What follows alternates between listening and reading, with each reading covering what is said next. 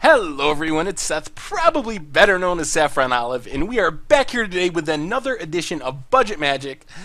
This week, we are heading back to Battle for Zendikar Standard for Savannah Lions deck. Basically, we are a white weenie deck playing as many 2/1s for 1 white mana as possible, and we are trying to kill our opponent before they can stabilize and get their game plan going. We're definitely not winning many long games with this one, so the plan is to kill our opponents fast and kill them often. Anyways, you can see $46 in paper, 22 ticks online. But anyway, let's talk a little bit about Savannah Lions deck. First off, we have 15 Savannah Lions. So a while ago, I was researching Savannah Lions. I think it was because Kytheon, Hero of Akros, was printed. And I realized that Wizards, over the course of Magic's history, hasn't printed many 2/1s for 1 white mana. Then all of a sudden, a few years ago, they decided that basically every set should have a Savannah Lion. So something like 75 or 80% of the Savannah Lions in all of Magic's history are in our current standard. It's that crazy. So because of this, and Wizards' newfound affinity for printing 2/1s for 1 white mana, we can build a deck that has 15 of them. Actually, you could have 16 even, but so we are playing every Savannah Lion in Standard, and basically they all have little upsides and different things, but in our deck, they're basically just 2/1s for 1 white mana. That's why we're playing them, so we can hopefully play a 2-powered creature on turn 1, then 2 2-powered creatures on turn 2, and attack our opponent to death as quickly as we can. So we have 4 copies of Dragon Hunter. So 2/1 for 1 white mana, like all of them. And its upside is it has protections from dragons, and when it's blocking a dragon, it can block like it had reach. So basically, it can block flying dragons, because it's the Dragon Hunter.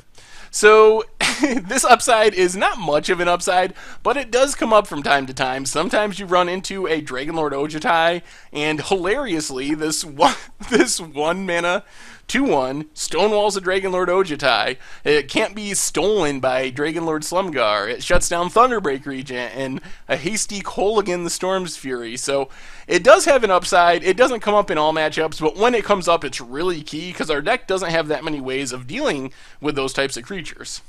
Next, we have Mardu Woe Reaper. This one's, you guessed it, a 2/1 for 1 white mana. It has an ability where whenever it or another warrior enters the battlefield under your control, you can exile a creature from a graveyard. If you do, you gain 1 life.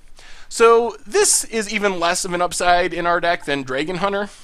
Since we're trying to kill our opponent quickly and not going to win many long games, we don't care too much about gaining 1 life. But when it happens, it's fine. I mean, I'm not going to say no to gaining a life. And there's not too many decks in Standard where exiling a creature really matters. I guess if you run into Reanimator or something, it's a nice bonus. But it's basically just a 2/1 for 1 white mana. Kytheon, Hero of Akros. This one has the biggest upside because it can flip into a Planeswalker. So it's a 2/1 for 1 white mana. You can pay 3 mana, 2 and 1 white, and give it indestructible until end of turn.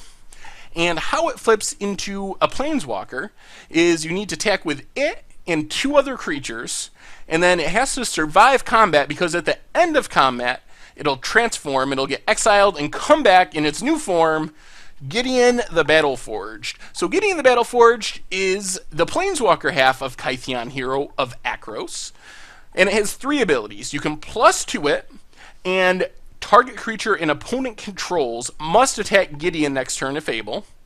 You can +1 it and untap one of your creatures and give it indestructible until your next turn. So you can untap it and basically use it to defend Gideon or survive a Wrath.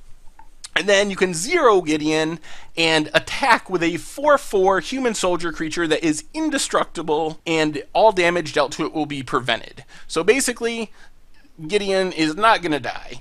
So it is a 2/1 for 1 white mana that, when things go well, turns into a 4/4 beater with other upsides.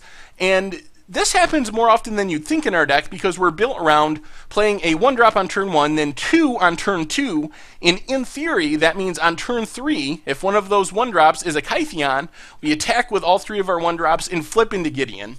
And that's actually pretty good and pretty hard for people to beat. So I've been impressed with how good Gideon can be in those situations. And finally, Expedition Envoy. This one has no upside in our deck. It is a 2-1 for 1 white mana. Its upside in other decks is that it is an ally, so it activates Rally, for example. But in our deck, it is simply another 2-1 for 1 white mana. So those are our 15 1-drops, 15 Savannah Lions. Then we have a few 2-drops. We have 4 Anafenza Kintry Spirits. Anafenza is a 2-2 for 2 white mana, legendary spirit soldier, and whenever another non-token creature enters the battlefield, you get to bolster 1. So that means you choose a creature with the lowest toughness that you control, and you put a +1/+1 counter on it. Then we have 3 copies of Consul's Lieutenant. This one has First Strike. It's another 2-1, like everything in our deck. It has Renown 1, so if it deals combat damage to an opponent, you can make it Renown and put a +1/+1 counter on it, and it becomes a 3-2. And whenever it attacks, if it's Renown, all your attacking creatures get +1/+1 until end of turn. So it basically crusades the entire team once it's Renowned, and because it has First Strike, it's a pretty good blocker. So that's the upside of Consul's Lieutenant. Hidden Dragonslayer, another 2-1 with upside. The upside of Hidden Dragonslayer, well, first of all, it has lifelink, but you can also play it face down as a morph. So for 3 mana, play it as a 2-2 colorless creature. And then you can unmegamorph it for 3 mana, and it gets a +1/+1 counter, so it becomes a 3-2. But more importantly, it's another way to kill a big creature. When you flip it up, you can destroy a creature an opponent controls with power 4 or greater. So this takes care of any dragons or siege rhinos that might be running around on the other side of the table.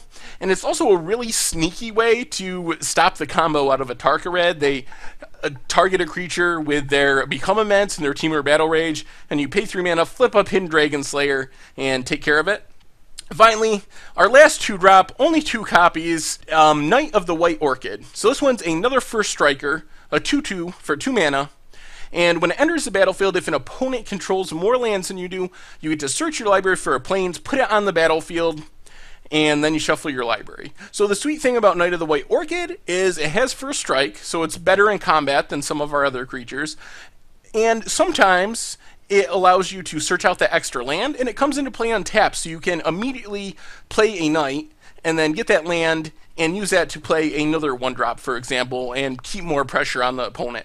Basically, we want to empty our hand as fast as possible, and sometimes Knight of the White Orchid can help us do that more effectively because it lets us search out that extra land.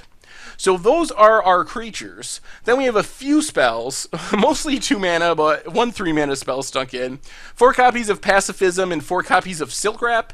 These are 2 mana removal spells in our deck. Pacifism can enchant a creature, it can't attack or block. Silk Wrap is a more permanent answer, but it can only hit creatures that have converted mana cost 3 or less.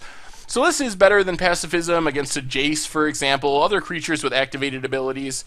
So basically, it's very situational. Some situations Silk Wrap is better, some situations Pacifism is better, but the basic idea is we can play a 1-drop, play a couple 1-drops on turn 2, and then on turn 3 we can Silk Wrap or Pacifism our opponent's first play, keep attacking with our 1-drops, and maybe even play a 4th 1-drop if we are so lucky. Valor Stance, 2 mana, you get to choose one, either make a creature indestructible or destroy a creature with power 4 or greater. And then 3 Kytheon's Tactics.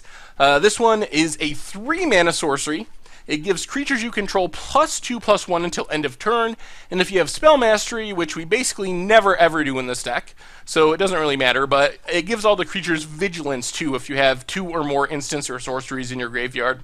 Basically, this is just another way for us to close out the game on the early turns. We can go 1-drop into 2-drop into 1-drop plus 2-drop, and then on turn 4, Kytheon's Tactics, and deal like 15 damage out of nowhere. Then the mana base, pretty simple, 19 planes. Definitely skimping on land, but this deck loses if we draw too many lands. We really never want to draw more than 4 lands, and a lot of times we don't want to draw more than 3 lands. And sideboard-wise, kind of a motley crew of sideboard cards. Couple Mighty Leaps is a way to force through some extra damage against ground blockers. to Mastery of the Unseens. In theory, can help us out in the control matchups. The problem is we're only playing 19 lands, so the 4-mana activation is kind of challenging. So I would only bring this in matches I expected to go really, really long. Master of Pearls is kind of a way to sneak attack a win. To Hallowed Moonlight, basically to deal with rally decks. Pretty much if you're playing a white deck in our current standard, probably should have a couple of Hallowed Moonlights in the sideboard to take care of rally. To Felidar Cubs, deals with any enchantments that might be around. To Grasp of the Hieromancer, and then 4 Celestial Flares. Anyway, that's the deck. I actually had a lot of success with it this week. The biggest problem is sometimes we draw too many lands, and when that happens, we don't win too often. Once we hit the 5th or 6th land, we lose 90% of those games. So that's the biggest issue, is just inconsistencies in the draw. But the starts with good hands are very aggressive and can keep up with basically anything in the format. So an ideal hand is really like 2 lands, maybe 3 1-drops, a 2-drop, and a removal spell. We basically want as many Savannah Lions as possible. A hand with 4 Savannah Lions is even fine. And the deck kind of takes advantage of the fact that there aren't many ways to punish this strategy in Standard. We aren't in a Standard with Drowning Sorrow. We don't have those cards to worry about. So you kind of have free reign to just dump all these 1-drops on the battlefield and keep attacking. So I had fun with it. Surprisingly, aggro isn't my thing by any means, but I actually found myself enjoying it. And anyway, make sure to check out the website, mtggoldfish.com, for the article for this budget magic. All my other articles. We also have decks, prices, metagame strategy, tons of great content by other people. And if you enjoyed the video, make sure to click that subscribe button that's about to pop up on the bottom of your screen. It keeps you up to date on all the latest and greatest in video content from mtggoldfish.com. Anyway, thank you all for watching. I hope you enjoyed the videos, and I will talk to you soon.